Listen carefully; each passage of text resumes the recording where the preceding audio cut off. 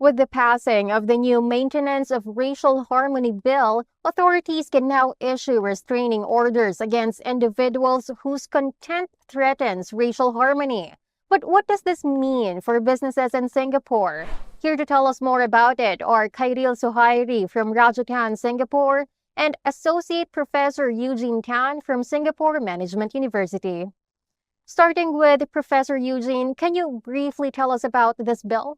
The bill is very much inspired by the Maintenance of Religious Harmony Act, and within the piece of legislation, there are various measures, to deal with threats to racial harmony, and there are also countermeasures. So, for example, what to do if, let's say, the authorities were to assess, someone to be a threat to racial harmony. What sort of countermeasures can be taken?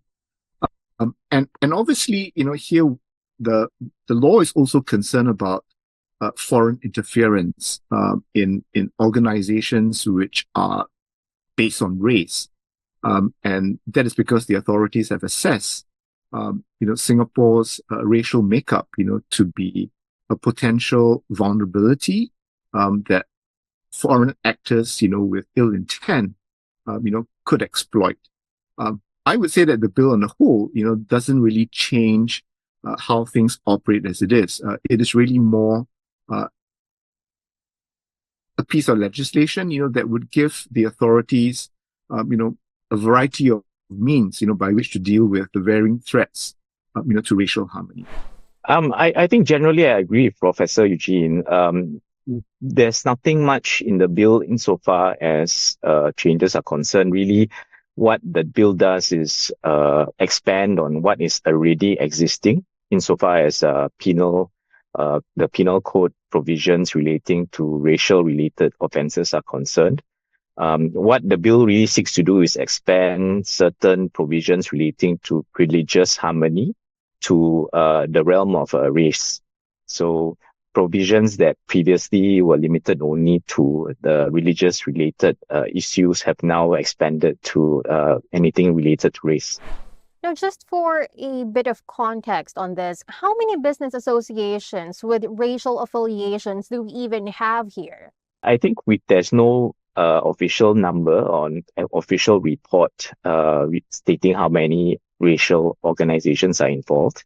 However, I think Minister Shanmugam in the Parliament has highlighted that for a start, they are looking at around 300 race-based organizations, and some of the control measures or designation of under the Act or the bill will apply to these 300 organizations. Now, just a follow-up on that, and Professor Eugene, feel free to chime in. Can you cite some of the biggest business associations in Singapore with racial affiliations? Well, I think here certainly we are looking at the various chambers of commerce and industry that are organized along racial lines. And so, for example, you would have the Singapore Chinese Chamber of Commerce and Industry, the Malay Chamber of Commerce and Industry, the Indian Chamber of Commerce and Industry. So while, trade-based, organizations organized along racial lines are not so numerous, the figure that Khairil mentioned really extends, to clan organizations, race-based groups, that are organized, to provide care and support, to fellow kinsmen.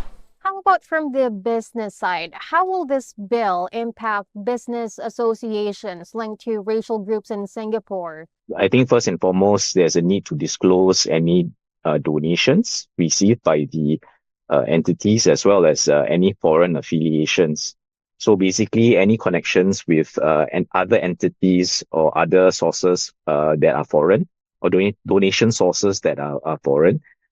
In addition, there are also certain restrictions on who can be in the governing bodies of these organizations. So there is a requirement of at least half of the organization must be Singapore citizens. Half of the leadership organization must be Singapore citizens. I think also there is an option for the government to impose they will call a foreign influence restraining order, whereby the government can require the race-based organizations to do certain things such as to return donations, to declare donations, and prohibit certain people from being involved with the organization. Oh yeah, I think Khairul has painted the disclosure regime very well. So this disclosure regime, if I could add to what Khairul has so usefully put forward, would apply only to designated race-based organizations, right? And I think when we try to look at the disclosure requirements, it's really an exercise for the designated entity to be aware of what could be potential avenues by which the designated entity could be manipulated or taken advantage of. So Khairul, for example, mentioned about the foreign donations or anonymous donations. I think we still have to wait for subsidiary legislation to specify the quantum.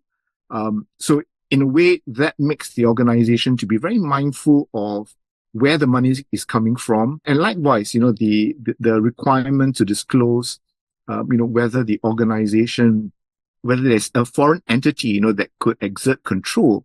That again is, a reminder to the organization, that they would have to be mindful that whatever they do, in terms of these foreign engagements, foreign interactions, they are well and good, so long as they do not compromise, racial harmony in Singapore. Thank you so much for sharing your insights and for joining us today, Kai and Professor Eugene. It was a pleasure. Thank you. Thank you, everyone. Bye. Once again, those were Khairil Suhairi, Partner for Corporate Commercial at Raja Tan, Singapore, and Eugene Tan, Associate Professor at Singapore Management University. For more news, visit sbr.com.sg.